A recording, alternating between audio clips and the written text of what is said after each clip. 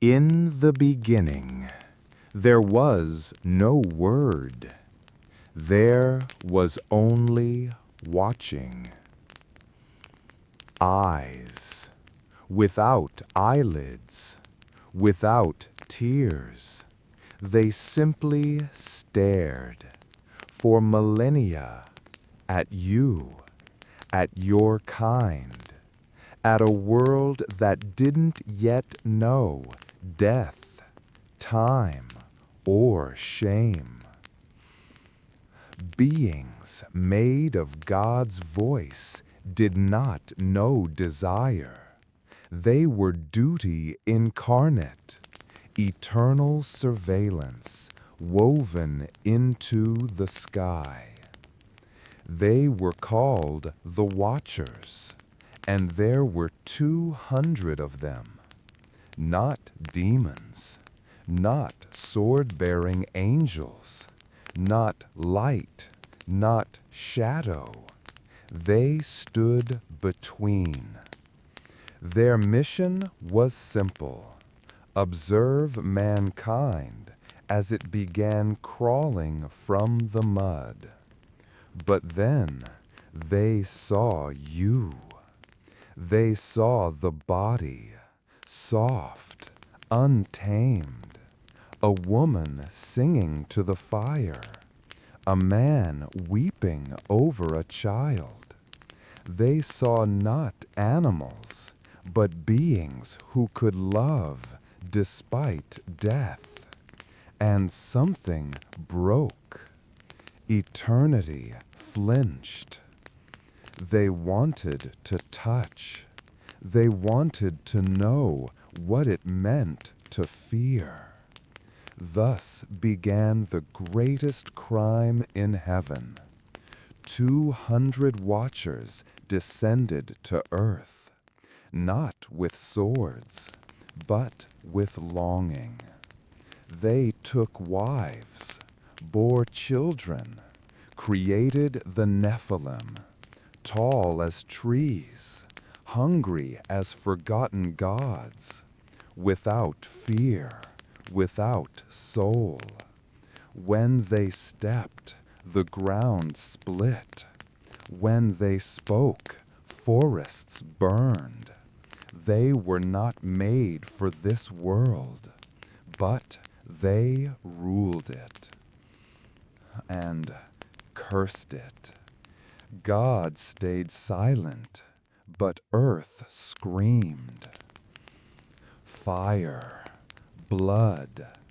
Ancient scrolls say the sea turned salty from the way the stars wept. This is no myth. It's a memory your DNA is too afraid to recall. It's a story buried on purpose because it's too close to truth. This is the tale of those who were created never to love and still loved you. If you stay with this story, you may remember. You may feel what they felt first. If this story already breathes inside your head, like an ancient breeze behind your eyes, then like, subscribe, and write in the comments what time you're listening and what city or land you call home, so the watchers will know who to find again. When the sky first wept. You were not supposed to remember this, but somehow you do, not in words, not in dreams, but in that quiet ache behind your ribs when you stare too long at the stars, that pull in your blood when lightning cracks and smells like ash, that ancient sadness you can't explain, like you were born missing something or someone. They came before there were kingdoms, before even the first lie. The Watchers, 200 beings, sent not to rule, not to rescue, but simply to watch, to hover above the plains of early man like moons with no warmth. They perched in the folds of mountains. They hid in clouds that never moved. They whispered only to each other, and even then they whispered rarely, because watching was their oath, not feeling, not touching, not falling. But they saw things heaven never prepared them for. A girl braiding her sister's hair with hands trembling from cold. A hunter carrying his wounded son on a back already broken. A mother tearing bark from trees to boil a broth with no food, because a fever had taken her child's breath, but not yet her hope. Love that made no sense. Pain that had no glory. Sacrifice without witnesses. Devotion with no reward. What creature chooses this? The Watchers asked. What fragile animal loves something it knows it will lose? They watched longer and longer, and one by one, the silence of obedience cracked. The first to speak aloud was named Semjaza. He gathered them in the hollow belly of a mountain, not a cave, a wound in the earth, as if something massive had clawed its way out long ago. He didn't shout. Angels don't shout. He simply said, "We have seen too much. We cannot return." They didn't nod. They didn't cry. They agreed, one by one, all 200. A pact was made, not sealed in blood, but in breath. Each one exhaled a fragment of eternity into the dust of the valley, and the wind carried it to the women below. They came down in human skin. It didn't fit well. Too tight, too warm, too vulnerable. But it held. And so they began to live among men, to walk with them, speak their words, share their fires, and soon to lie beside them. You've heard stories of gods taking mortal wives, of stars falling in love with shepherd girls, of thunderclouds turning into men just to whisper into the ears of queens. These stories were not poetry. They were echoes, echoes of this. The Nephilim were born beneath skies that hadn't yet learned how to grieve. The first child was said to have opened his eyes and screamed so loud birds dropped from the sky. He stood within months, spoke within days, killed before he was 6. They were too big, too fast, too knowing. The Nephilim were not children. They were mistakes wrapped in skin. Too much heaven, too much flesh, too little mercy. The earth itself began to groan beneath them, and the sky, for the first time, wept. You do not know why you remember this, why these images come to you when you are alone and the air is too still, but something inside you knows. You were born from a story no one dared to finish, and now it's whispering again. The Pact Beneath the Mountain. No stars watched that night. They turned their faces. Even the moon hid behind the bones of the mountains. Because what happened in that valley should never have happened at all. It is said that angels have no names, only purposes. But when a being rebels, it needs a name. And his was Simjaza. Not the loudest, not the most radiant, but the first to ask, "Why are we forbidden from love?" You do not remember the pact as words.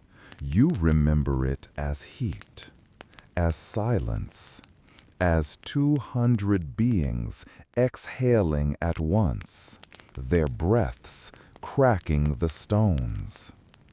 They stood in a wide circle, surrounded by thorns and black soil that never grew anything again.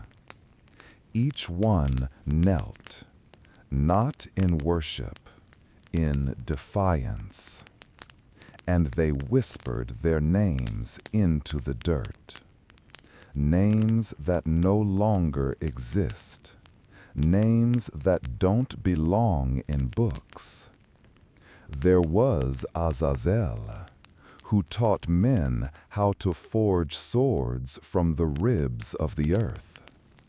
There was Barakiel, who taught them how to read stars and twist fate. Armaros whispered secrets of enchantment. Kokabiel mapped the sky. Penamu taught the alphabet, not knowing that knowledge is a knife without a handle. These were not demons, not yet. They were beings who chose to want. And wanting was the first sin. They sealed the pact not with blood, but with choice. And choice for an eternal creature is irreversible. They descended. They fell. They did not plummet in fire. They walked, step by step, into the world. You see it sometimes in dreams, don't you? A hill where no birds sing, a night without sound, a ring of tall figures shining like dying stars, speaking without moving their mouths. That dream is not yours. It is older than you. It is leaking through your bones. They came down among men, not to conquer, not to punish, but to be held. They took wives.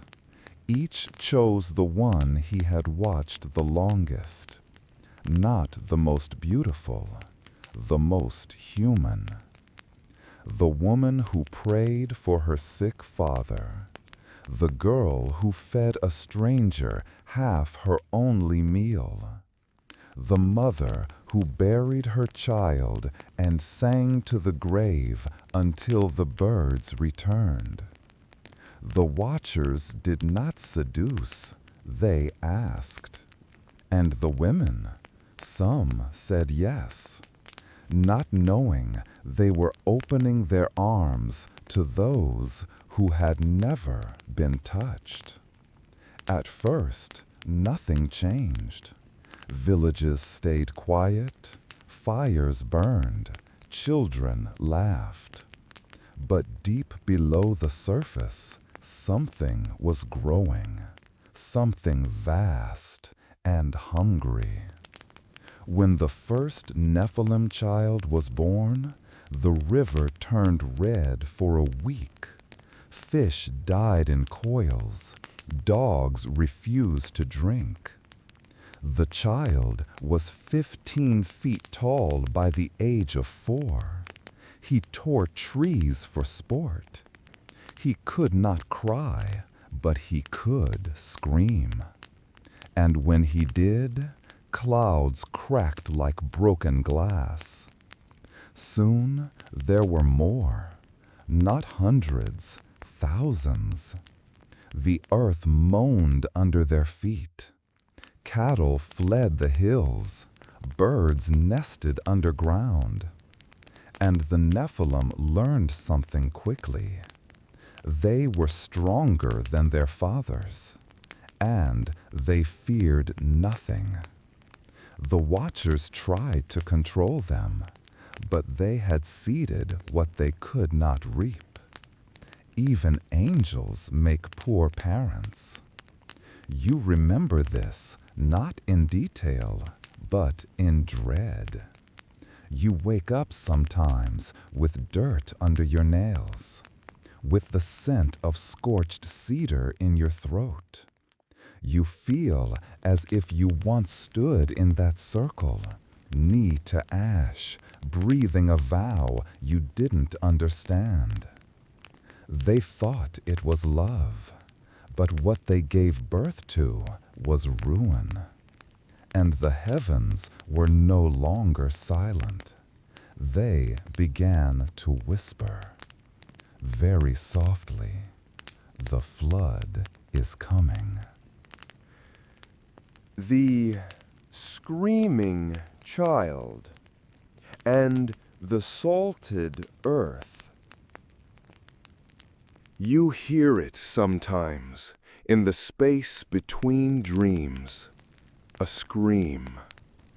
Not loud, not sharp, just wide. A scream that opens the air like torn fabric, that makes your heart stumble as if it remembers something it should never have known. That scream was his, the first Nephilim. No one gave him a name, because no word held him. He was born under an eclipse. The midwives never returned. His mother bled black, not from pain, but from something older than punishment. They say he stood on the second day, and by the third he was found sitting atop a shattered ox, its spine in his mouth like a reed flute. He didn't play with the other children. They didn't survive long enough. He watched fire like it whispered to him. He watched lightning like it owed him something. And when he screamed, villages cracked. You might think this is a metaphor, a story told by terrified men to explain why the soil turned white, why nothing grew where he walked, why milk soured in its pail when his shadow passed.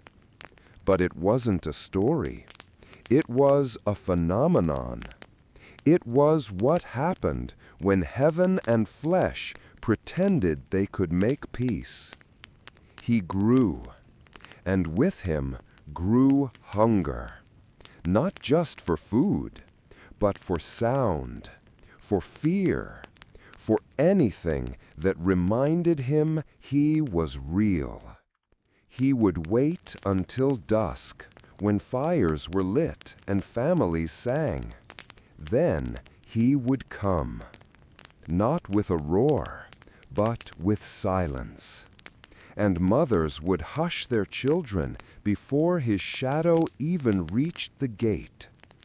He learned that if he stared long enough, men dropped their weapons. If he breathed heavy enough, hills grew still. If he laughed, birds fell from the sky, unable to scream. By the time he was 10, he could speak every language, not because he learned, but because the air translated itself for him. He had no name, but the land gave him one, the salted one, because nothing lived where his feet had stood. The earth salted itself out of fear. And he wasn't alone anymore. There were others, hundreds, then thousands, all born of watchers, all too tall, too fast, too brilliant, too cruel. They didn't weep. They didn't pray. They hunted stars for sport. And they began to eat the world. Azazel, one of the watchers, tried to reason with them. He knelt before the salted one and begged him to show mercy. The boy bit off his finger, not from rage, but curiosity.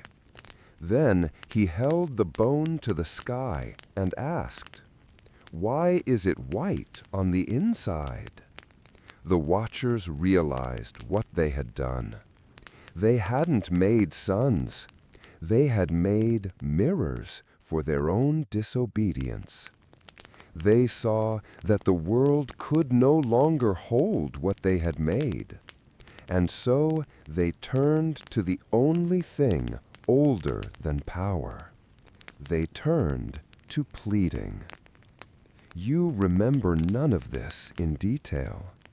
Only the heat behind your eyes when someone you love suffers. That aching voice you hear sometimes in your head, saying, "Turn back, you were not made for this." That voice was theirs. The watchers who finally understood that to fall is easy, but to be forgiven is not. In the hills beyond the valley, they built an altar, not of stone, but of things they had taken. A mother's prayer, a child's laughter, a brother's goodbye. They burned it all, and the smoke rose to heaven. But heaven did not speak, not yet. The book of Enoch was never meant for you. You weren't supposed to see it. Not with your eyes, not with your hands. And yet, you did. That book, that name, that weight, Enoch. They call it a forgotten text, a missing scroll, a banned gospel. But the truth is simpler. It was hidden, because the moment you read it, something inside you wakes, and it's not gentle. He was not a king, not a priest, not a warrior, just a man who listened too closely to the cracks in the sky. And one day they spoke back. The watchers came to him, not in daylight, not in visions. They came as shadows that didn't cast light. They came because they were desperate. They came because heaven had stopped listening. They came because Enoch was the only man who had not yet turned his face from what the world had become. They called him scribe, not prophet, because he didn't preach, he recorded. He wrote down names too old for vowels. He drew maps of stars that no longer exist. He described cities that were never built, but still somehow burned.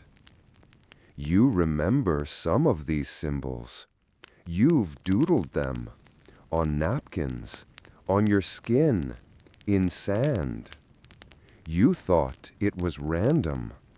It wasn't. It's leaking through. He wrote of the pact, of the 200 angels and the valley that bled silence. He wrote of the Nephilim, not as monsters, but as children with too much sky in their veins. He wrote of the first scream, the first tree that wilted when a watcher walked past. He wrote it all. And for a moment, he pitied them. But then they showed him what they had built. The altars, the weapons, the things they had taught men to do with iron and fire and women. And Enoch stopped pitying them. He knelt, he wept, then he wrote one final line. This cannot remain. They asked him what he meant. He didn't answer, because he was no longer speaking to them. He was speaking to the sky. And it listened. That night a sound broke across the mountains. Not thunder, not wind, a voice. And it said only one thing. The flood will come, and you will be remembered no more. The watchers fell to their knees. They begged, they tore at their flesh. But heaven does not barter, not when its silence is broken. You sometimes see him in dreams, a man with no face, holding a book that drips. Not blood, not ink, something older. You wake up with pages in your mind, sentences that don't quite translate. The watchers fell when they tried to love. The earth was never made for hybrids. Your memory is not your own. You look in the mirror and see something watching you, something with eyes that never blink. They say Enoch was taken up, that he did not die, that God loved him too much to let him rot with the rest of us. But maybe he wasn't taken. Maybe he fled, because he saw what comes when the flood is too late. The book of Enoch was not forgotten. It was buried, because if you read it, you remember who you were. And that's the one thing heaven cannot allow. The giants began to eat the sky. It didn't start with war. It started with appetite. And not for food, not for land. The Nephilim, those enormous children of confusion, began to eat what should never be touched. They began to eat the sky. No one noticed at first. Clouds moved slower. Winds didn't hum. Birds circled but didn't migrate. Stars blinked longer before disappearing. Old shepherds whispered, "The sky feels thinner." And in the valleys where the Nephilim walked, The horizon warped. Mountains leaned slightly, like they were flinching. They were growing, not taller, wider. Their limbs stretched in unnatural directions. Eyes multiplied. Joints bent twice. Some of them, they began to glow. And glow is the wrong word. It was a rotting shine, like wet gold inside a wound. You think this is myth, because it's safer that way. But you felt it, haven't you? That pressure in your chest when lightning cracks, but no rain falls. That taste in your mouth when you look at a sunset too long, and something inside you whispers, "That isn't right." It's memory, leaking again. Azazel tried to reason with them. He screamed at them to stop, to unlearn destruction. But they were already too far gone. Some of them couldn't speak anymore, only howl, only echo. Their bones ringing like bells long after they were still. They began to pull down birds mid-flight just to see how wings worked. They asked men how it felt to die, then waited for the answer. They carved valleys with their fingernails and drank rivers just to feel full. But the worst was when they started to climb. Slow whisper. The first one built a tower of bones, not to reach heaven, to pull it closer, to bite it. The second one screamed so loud the clouds fled the continent.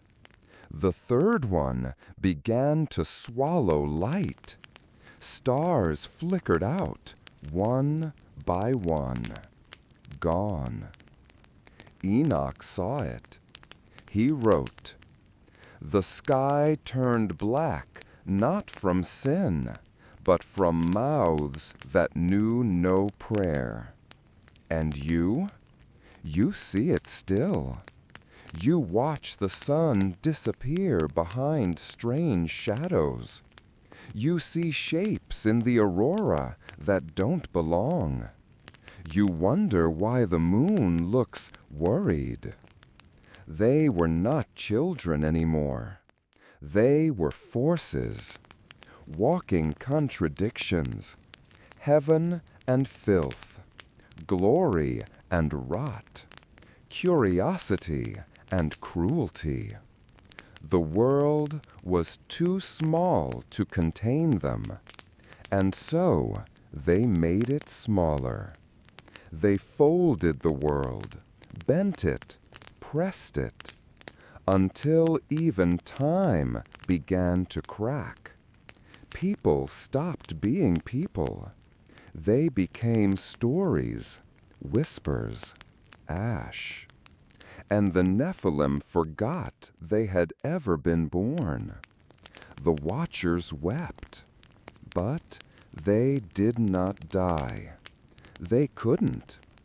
They walked the edges of their children's destruction like mourners circling a funeral pyre they had lit themselves. They begged Enoch to write again, to call for mercy. But Enoch had already vanished. He left behind only one phrase, scratched into stone beneath the mountain. They are eating what cannot be replaced. Slow whisper. You see it in your dreams. The sky with teeth marks. And still no flood. Not yet. Because something else had to break first. The chains beneath the earth are not empty. You felt it beneath your feet, when the wind goes still, when the birds hold their breath. A tremble, a pulse, like a forgotten drum beating under layers of soil and shame. You think it's nothing, just the world breathing. But you are wrong. The earth is not breathing. It is grinding its teeth. There are chains beneath us, older than iron, forged before language, before light. They were not made by men. They were not made for men. They were made for gods who remembered too much. After the flood failed to come, when the Nephilim howled at the sky and found no reply, the Watchers made a second plan. They went underground, literally. They took stones from places that no longer exist. They mixed them with the breath of comets. They etched prayers into each link. And they built a prison. You've seen one of the doors. You just didn't recognize it. A hill that hums. A desert where compasses spin. A cave that always drips but has no water source. These are the scars, the sealed wounds, where angels were buried alive. They were not killed. They were bound, because heaven didn't want them dead. Heaven wanted them to listen forever. Azazel was the first, dragged by the throat by his own sons. They didn't cry. They didn't scream. They just stared as the chains were tightened around his eyes. He asked only one thing before he was sealed. Will they forgive me? No one answered, because forgiveness was no longer in fashion. The earth took them in, one by one, chains tighter than gravity, silence thicker than time. And when the last watcher sank beneath the crust, a sound like thunder without air rippled across the world. You can still hear it if you press your ear to the right stone at midnight. It doesn't speak words. It speaks remorse. But chains, no matter how divine, do not last forever, because they were made with a flaw, hope. And hope, when buried too long, mutates. One of them is awake now, not free, not yet, but aware. It moves sometimes, shifts, and that's when you feel it. The headaches, the trembling hands, the flicker in your lights for no reason. You call it stress or static, but it's not. It's a god adjusting its weight in the dark. They whisper to each other through the roots of trees, not in words, in grief, in longing, not for freedom, but for vengeance. Because the Nephilim, their children, are all dead now, or worse, forgotten. And the Watchers remember what heaven did, what man ignored, and they have all the time in the world to plan. You sometimes dream of being buried, not afraid, just held by something warm and endless. That's them calling you gently, because you are part of their story, whether you believe it or not. And if those chains ever break, The sky will not fall, the ground will rise. You know the story. Or you think you do. Rain, a boat, two of each animal, a rainbow. It's neat, comforting, like a bedtime story for a planet that nearly drowned.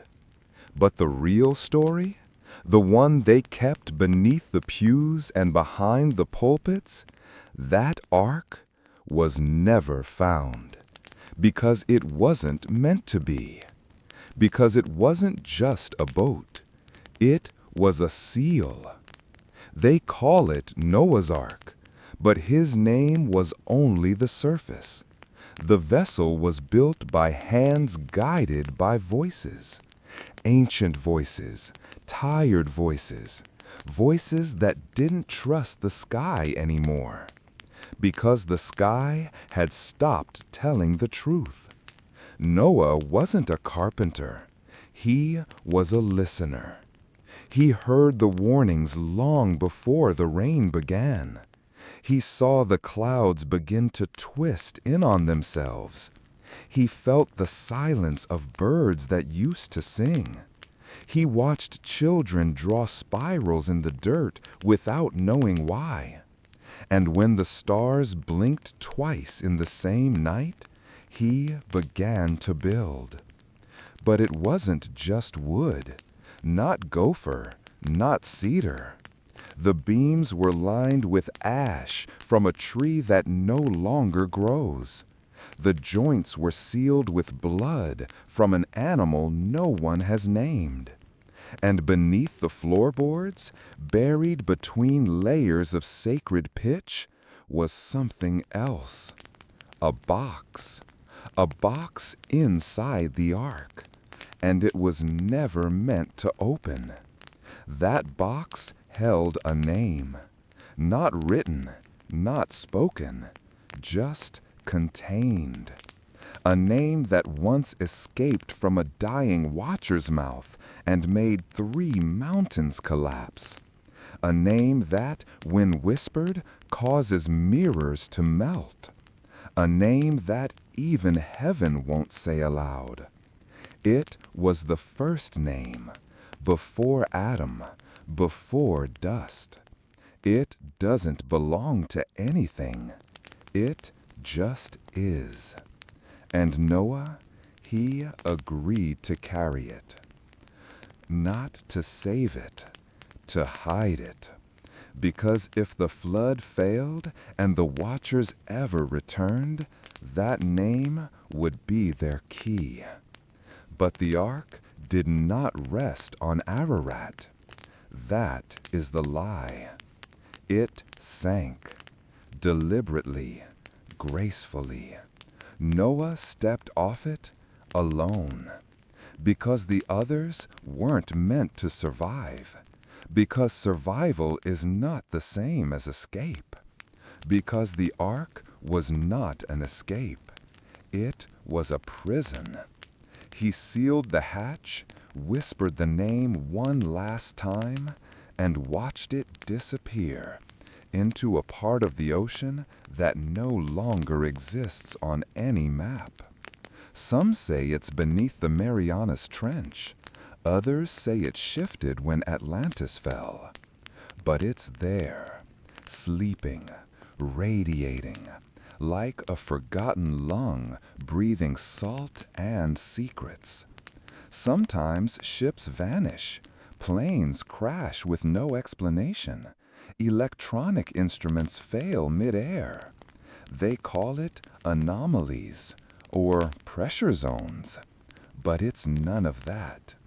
It's proximity to the ark, to the box, to the name. You've dreamed of it, a boat impossible in size, covered in black feathers, floating upside down.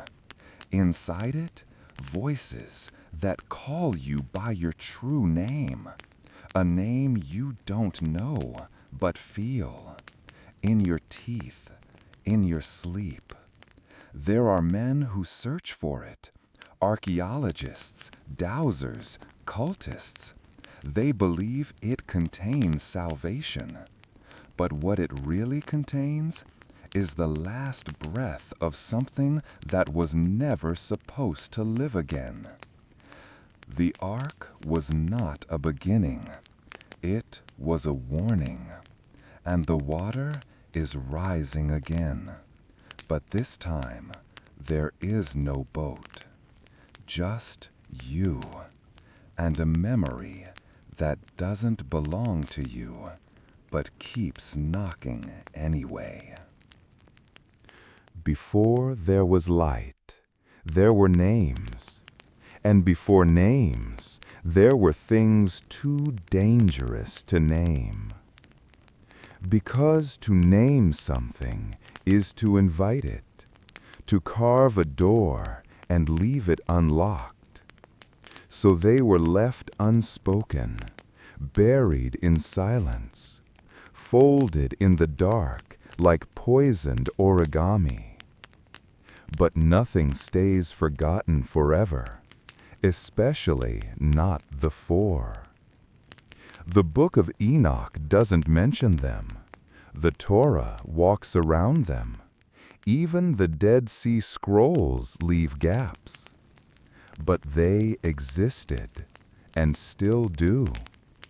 You feel them sometimes, at dusk, when the shadows bend the wrong way, when the wind sounds like it's breathing through its teeth, when your reflection takes a little too long to follow you. They were not demons, not angels, not gods. They were before. The first was called hunger without mouth. It lived in the gaps between thoughts. It grew every time someone felt desire but couldn't name what for. It fed on yearning, the kind that doesn't end with a meal, a kiss, or a death. It was never seen, but you could hear it, in the sighs of widows, in the last breath of the unborn, in the space between heartbeat and heartbeat when you're trying to fall asleep. The second was memory that doesn't belong to you. It waited in corners, in family heirlooms, in the smell of rain. It gave you dreams that didn't match your life, faces you mourned but never met. It whispered old languages through broken teeth. Some say déjà vu is its shadow. Others say it waits behind the eyes of newborns, confused and ancient. The third was laughter that bites. It loved churches and weddings and lullabies. It didn't kill, it just watched, smiling, always smiling. It followed people for years without touching them, until they smiled too much, until every joy felt like panic. Then it left, taking nothing, leaving only emptiness shaped like happiness. The fourth was the one who listens too well. This one is still nearby. It waits in static, in paused music, in the silence after you say your own name aloud and no one answers. It never speaks. It just listens and learns. It knows what scares you better than you do, because it doesn't care about what you say, only what you meant. None of them had form, not in the way we understand. But sometimes they wore the skins of animals, or smoke, or thoughts. Sometimes they borrowed bodies, a priest, a child, a voice on the radio that says your name but never broadcasts again. They were the real reason the flood came. Not the giants, not the sin, but the invitation. Someone named them, or tried to. A watcher who believed he could control them. He couldn't. So the flood was not punishment. It was containment. A divine cleansing not of the earth, but of the air, the language, the thought. But water forgets, and people remember, and so they returned. Not fully, not yet, but when you say a certain word and shiver, when you forget why you walked into a room, when you laugh at something you know is cruel, that's one of them, visiting. And the only way to survive them is to not name them. But it's too late, isn't it? Now you know. They have no temples, no worshippers, no images, but they are always fed by your dreams, by your grief, by your wanting. You don't have to pray to them. You just have to be human. The bones of heaven are still falling. Look up. Even now, especially now. The sky looks whole, blue perhaps, or dark with stars. But that's not the sky, not really. That's just the veil, a mask, painted to keep you calm, to keep you from noticing what's bleeding through. Heaven is not above you. It never was. It used to be around us, a lattice, a frame of light woven into the scaffolding of the world. A kingdom without floor or roof, just radiance and law. Not the kind you write down, the kind you feel in your teeth when you try to lie and something breaks. But that structure, it cracked. Not all at once, not with a roar, but with a hum. A slow, low sigh, as if the architecture of eternity was tired. Tired of holding in the screams. Tired of pretending everything was in order. So it fractured. Quietly. Permanently. You don't see it in daylight, but the night betrays everything. That flickering star, not a star, a bone, still glowing from what it once carried. The streak in the sky you think is a meteor, a splinter from a fallen gate. The auroras, not magnetic storms, but leaks, colorful ones, pretty ones, to distract you. The prophets used to call them the glories, but the glories are dead.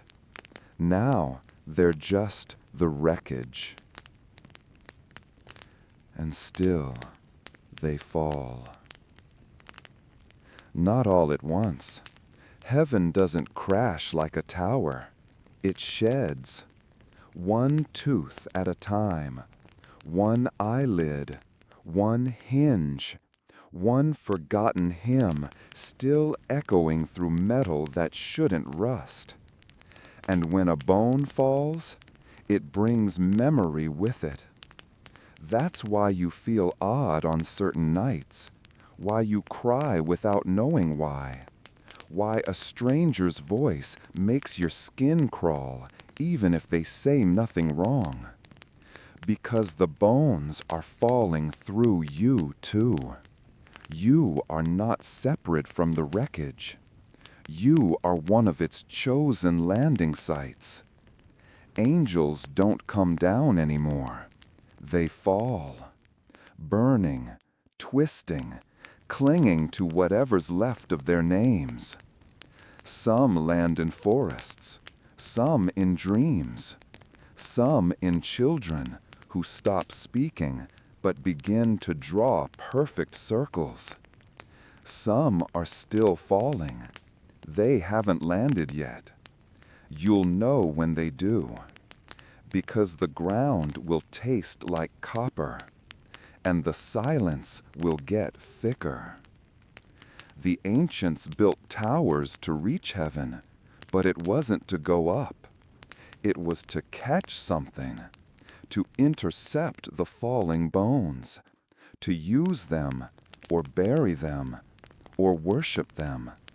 That's what Babel was, a net, not a monument. That's why it was broken, not because of pride, but because it almost worked. Some say the Vatican holds 2 ribs from heaven. Others say a desert tribe still guards a tooth that hums at night. But the most dangerous piece? It's probably near you. Not grand, not glowing. Maybe it's a coin, or a lock of hair, or a whisper you hear each time you pass that certain hallway at night. It doesn't matter what form it takes. The bones remember, and the bones want to reassemble. If heaven falls completely, it won't be loud. It'll be recognizable, like a smell you haven't smelled since childhood, like a hand you forgot holding, like a name you've never said but always carried. It won't be fire, it'll be familiar, and that is what will make it unstoppable. She who dreamed before Eve.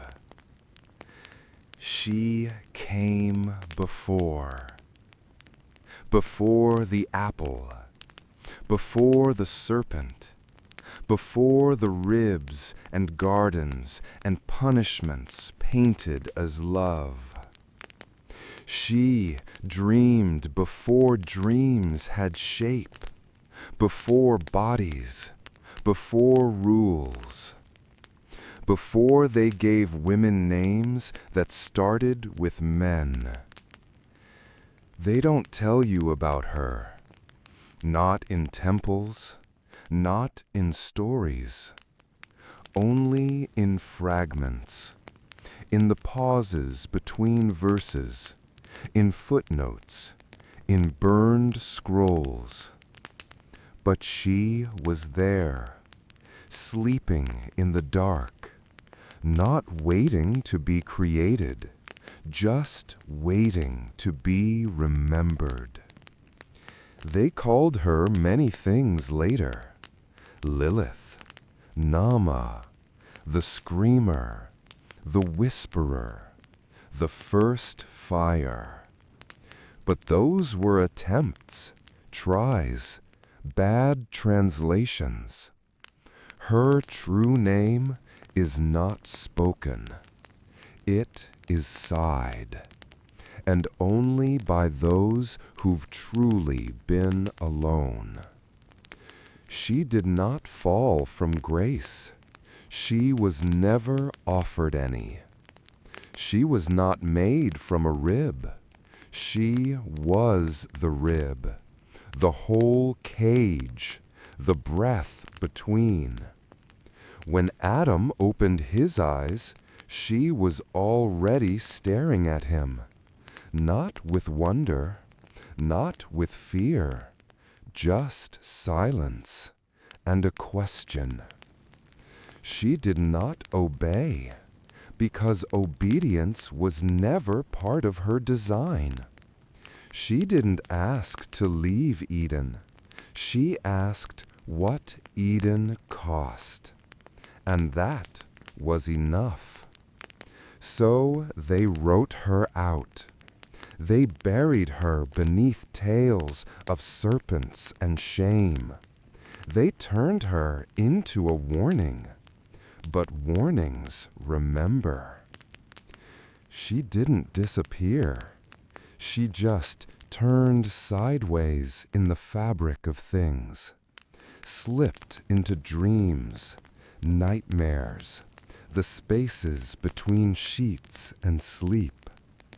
And she began to gather the forgotten, midwives who bled in silence, widows who spoke to the moon, girls who danced in ash, witches, seers, women who laughed at sermons. She cradled them in her dreams, let them whisper their real names, names that never made it to birth certificates or prayer lists. And with each whisper, she grew.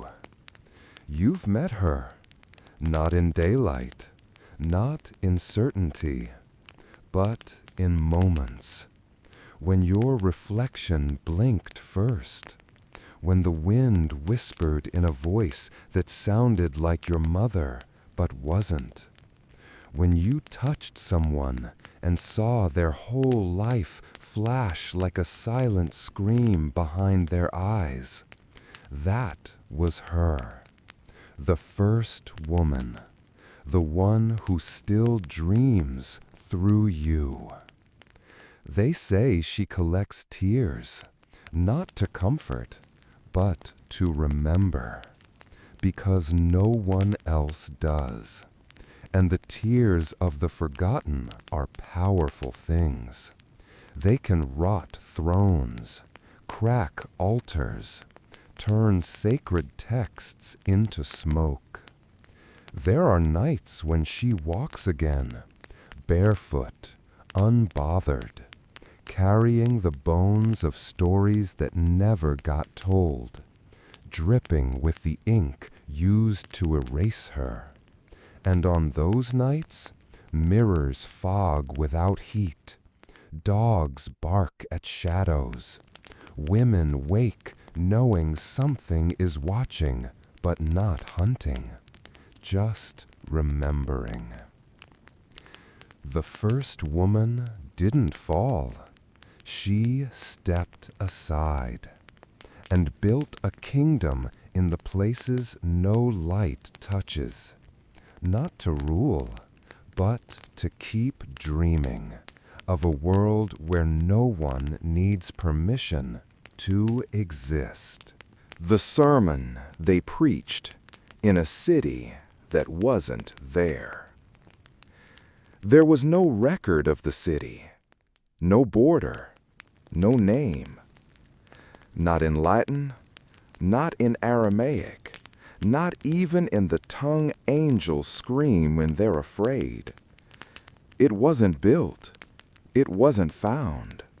It was remembered into place by people who no longer existed, by memories that no longer belonged to them. It appeared for 7 nights every 1,000 years, never in the same place, and only to the ones who had heard something they were never supposed to hear. Some were monks, some were murderers, most were ordinary.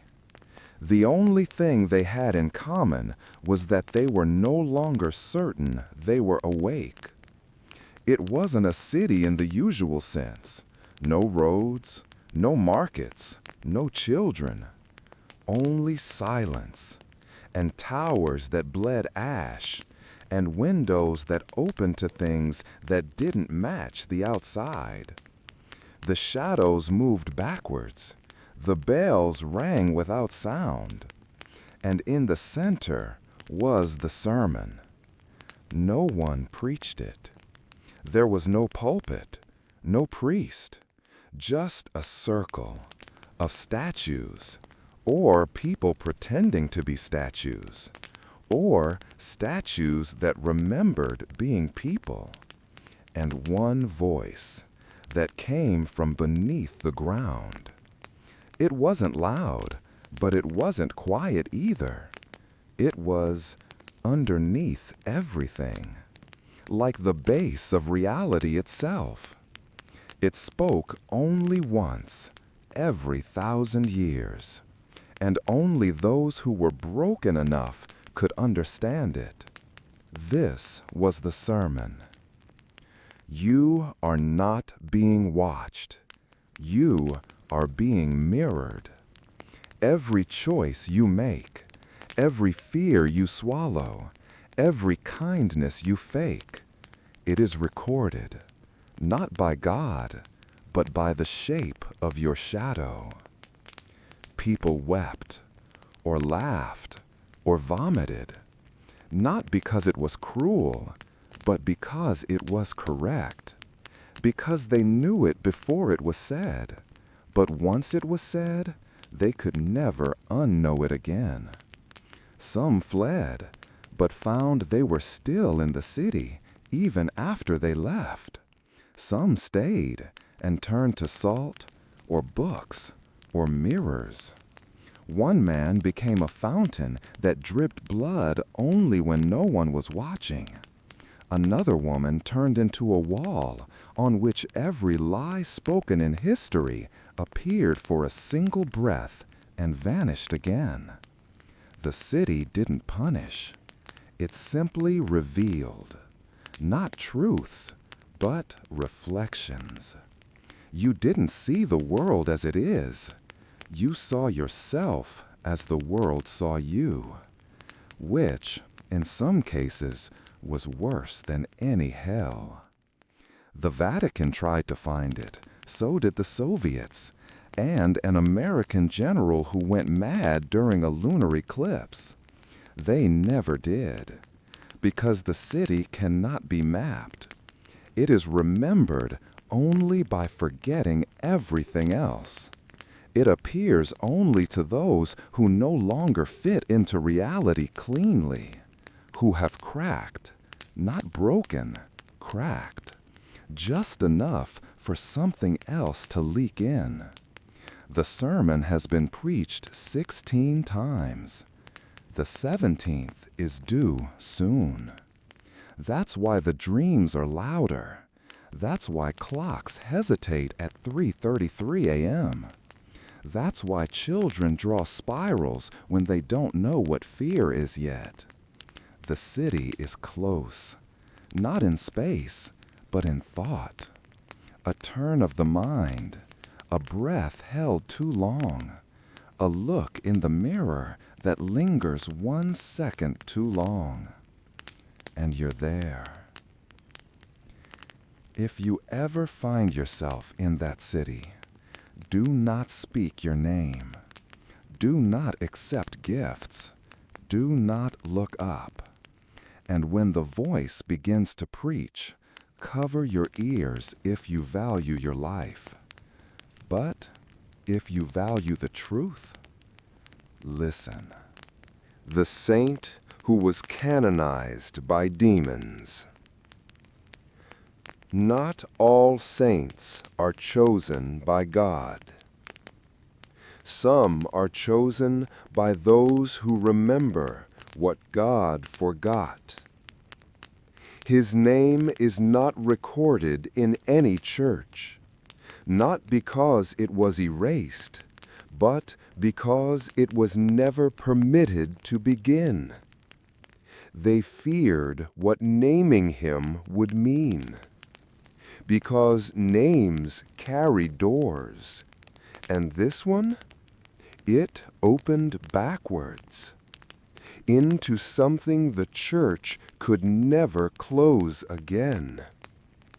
They say he was born with ash in his lungs, not from fire, but from the breath of something older that passed through his mother in her final dream.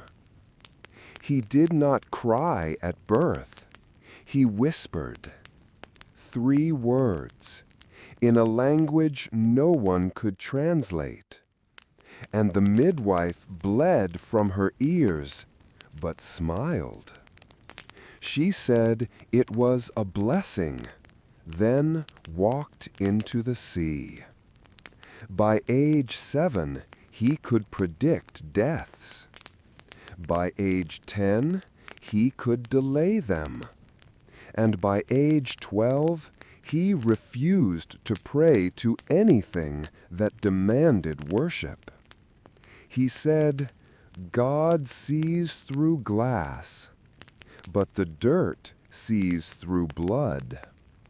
That was the first time they tried to kill him. They failed, not because he fought, but because the executioner's hands rotted before he could raise the blade. The church called it blasphemy. The locals called it a sign. They built a chapel around him, but he never went inside. He said, "Walls cannot hold grace, only guilt." Still, they brought him their dying. They're mad, they're cursed.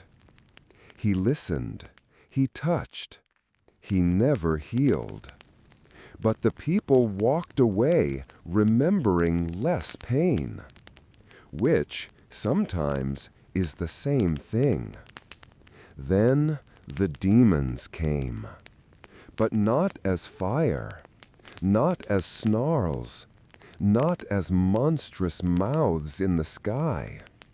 They came as beggars, cloaked, whispering, hungry, not for souls, but for forgiveness.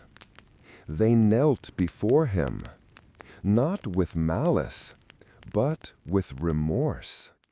They confessed, and what they said cannot be repeated, not because it is too dark, but because it is too familiar. It sounded like us. He did not banish them. He wept, and one by one he absolved them, not with ritual, not with scripture, but with silence and a touch.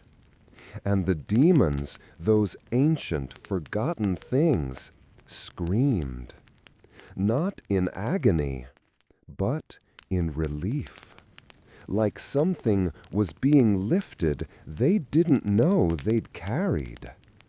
That was the second time the church tried to kill him. This time they sent a bishop. The bishop arrived with soldiers and a holy blade soaked in relics.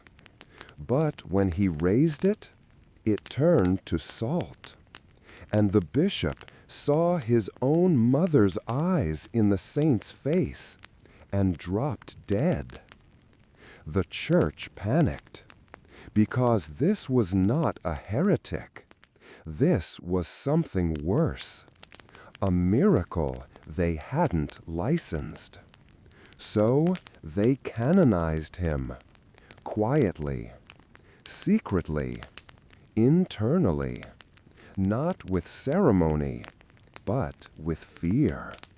They built a tomb in a chapel in a forest that appears on no map, and they placed no name on the stone, only a symbol, a hand held open, facing downward, as if to say, even demons fall, but some learn to land softly. No priest speaks of him, but in certain corners of the world, in forgotten rituals performed by those with dirt under their nails and grief in their bones, his name is whispered, or hummed, or cried without sound, because they remember not all saints shine. some shadow, and some are only holy because the demons needed someone to believe in. If you ever wake with ash on your tongue and sorrow in your hands, look to the west at dusk. And if you see a black chapel beneath a red sky, do not kneel, just listen. He may speak, and what he says will change how you bleed. The tomb in your childhood drawing. You drew it when you were 5. With a crayon too blunt for details, and hands too small to explain why. Just a crooked hill, a black square beneath it, and a red sun too low in the sky. Your parents asked what it was. You said, "That's where I used to sleep," then laughed and never spoke of it again. But the picture was never thrown away. You don't remember drawing it, but it remembers you. It has appeared again, hasn't it? Not as a picture, but in dreams, in flickers behind your eyelids, in déjà vu so sharp it cuts your breath in half. You see the hill again, and that black shape, a door, a hole, a mouth, and inside, not death, but stillness, the kind that doesn't end, the kind that watches. It is not a tomb in the earthly sense. No bones, no rot, no carvings.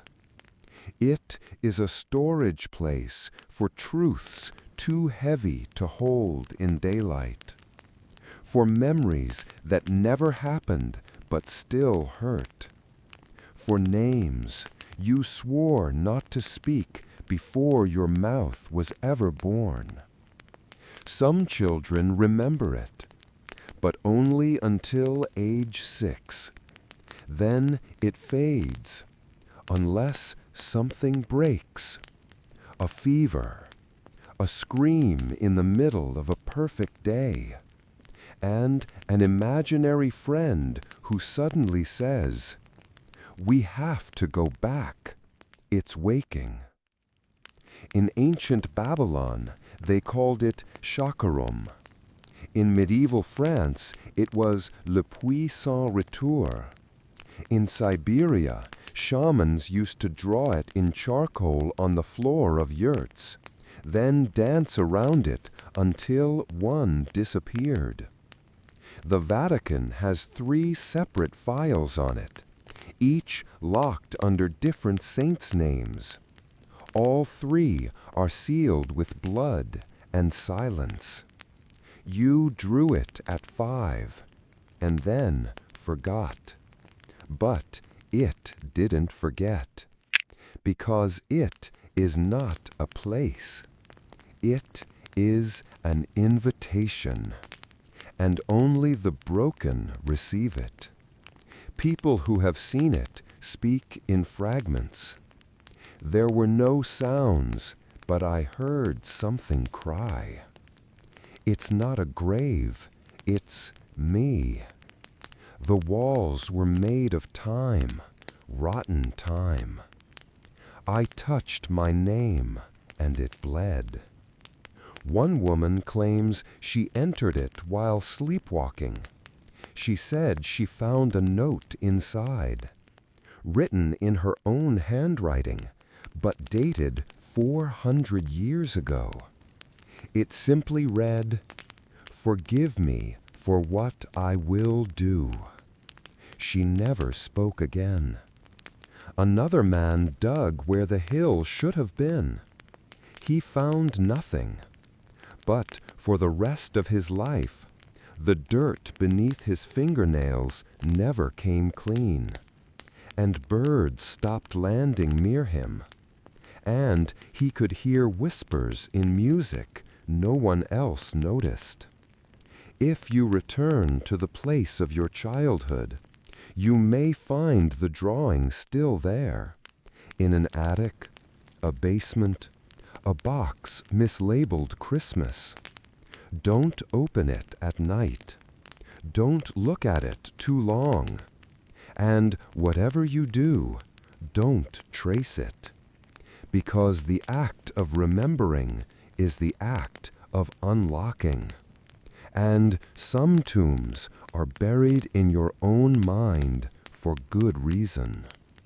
If you ever see the hill again, not in dream, but through a car window, or a train ride, or a sudden wrong turn, close your eyes, count to 11, bite your thumb, speak your name backward just once, and pray it isn't your tomb this time. They found her on the edge of a forgotten village, sitting perfectly still in a field where no birds flew. She was barefoot, hair matted like weeds, eyes wide open, but not blinking. Not once. The villagers assumed she was mute, or cursed, or a ghost that hadn't figured out it was dead. But she wasn't any of those things. She was waiting. They tried to feed her. She chewed, but the food never vanished. It just stayed in her mouth, like theater props, like she was pretending to be something that ate. When asked her name, she whispered something no one could repeat, not because they didn't understand, but because their throats locked up when they tried.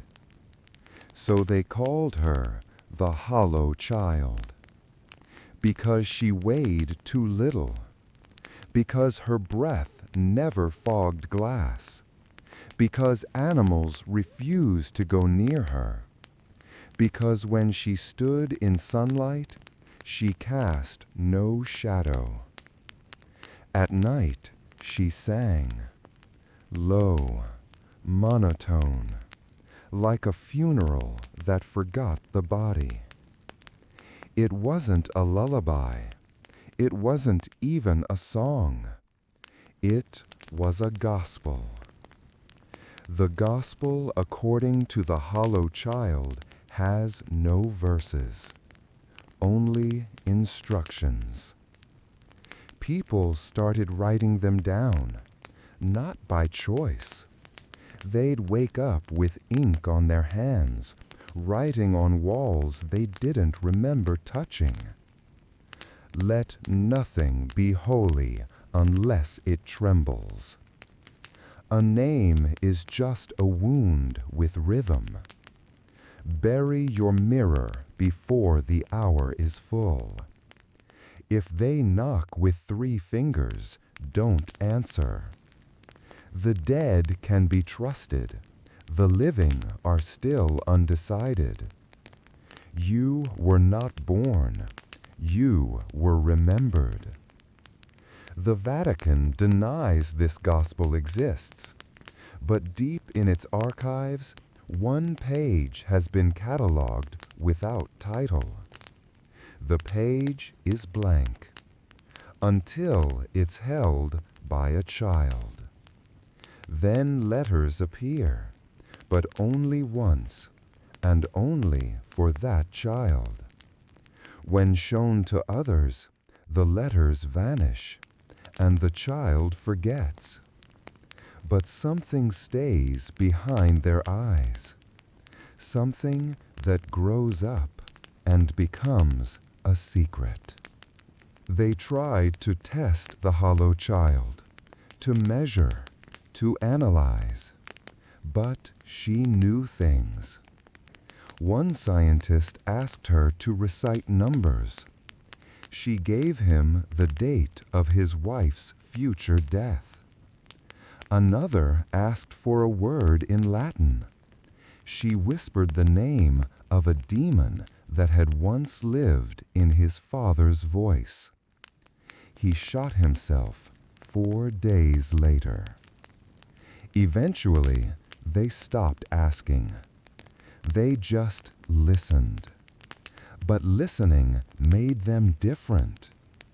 One priest tore out his tongue so he'd never repeat what he'd heard.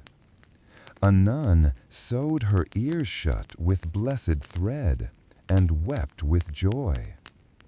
A man tattooed her gospel across his entire body and walked into the sea, smiling. One child heard her once, just once, and grew up to become a powerful CEO. He refused interviews, spoke only through screens, insisted all mirrors be removed from his buildings, and left all his fortune to an unnamed pearl buried in an unmarked field. They say her tomb is empty. They say she still sings beneath the earth. They say the gospel is still growing. If you ever hear a child humming a tune you can't remember learning, if the room feels colder than it should, if your breath skips in your lungs for no clear reason, don't ask questions. Just smile and nod and whisper, "I am listening." Because the hollow child never forgets her audience. There is a letter, handwritten, folded, unsent. It sits locked inside a vault beneath the Vatican, where no cardinals go without trembling.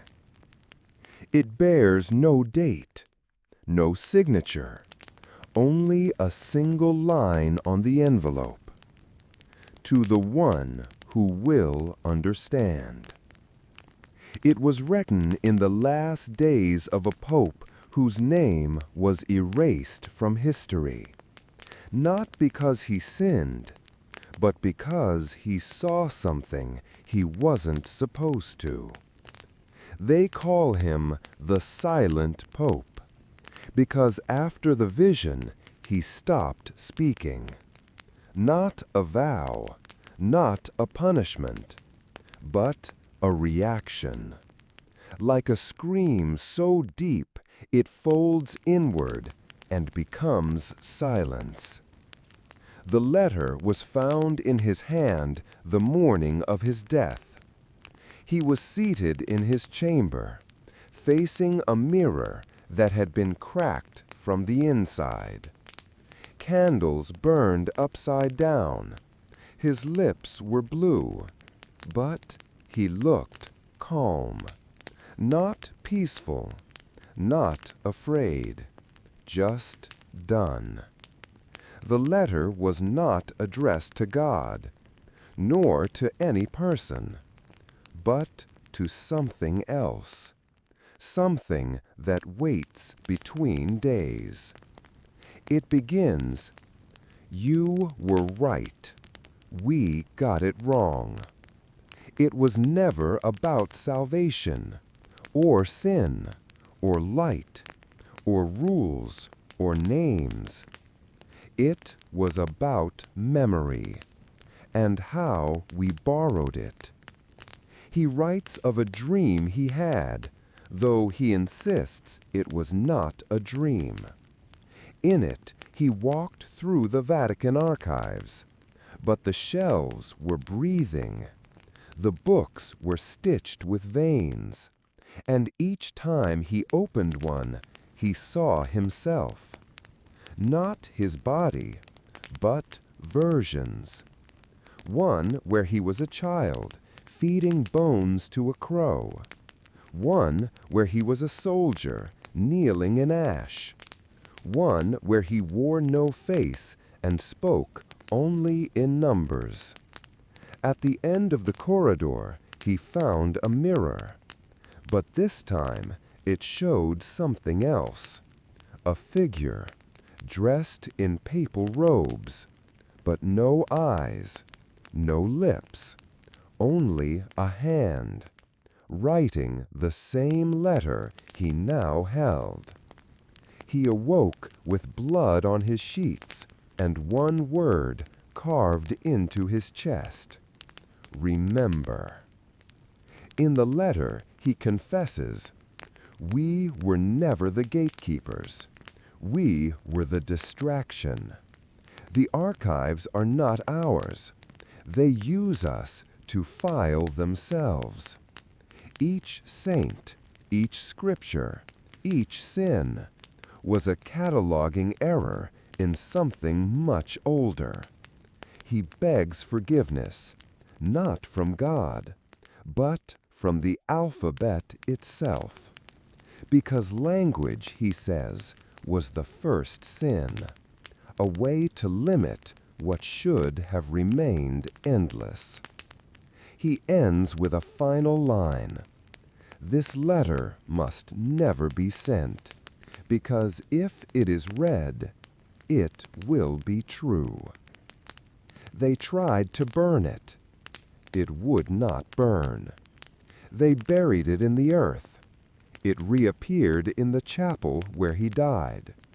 They locked it in a lead box, but it was found years later, folded into the pages of a child's Bible in a church that no longer existed. So now it stays in the vault, unread, unsent. But it leaks. In dreams, in songs that come from nowhere, in the moment when you forget what you were about to say and feel something watching. If you ever find a letter with no stamp, no name, and writing you somehow understand, even though it's in no language you know, do not read it aloud. Do not burn it. Do not hand it to another. Just hold it and listen, because if you hear a voice that sounds like yours, but older, you've been remembered. Thank you for listening to this descent into the forbidden archives. If this journey unsettled you, good. It was never meant to be comforting, only true. If you found yourself here, you were meant to. Like, subscribe, and in the comments, tell us the time you're listening and the city you're listening from. We'll be watching, but only when you forget we're there.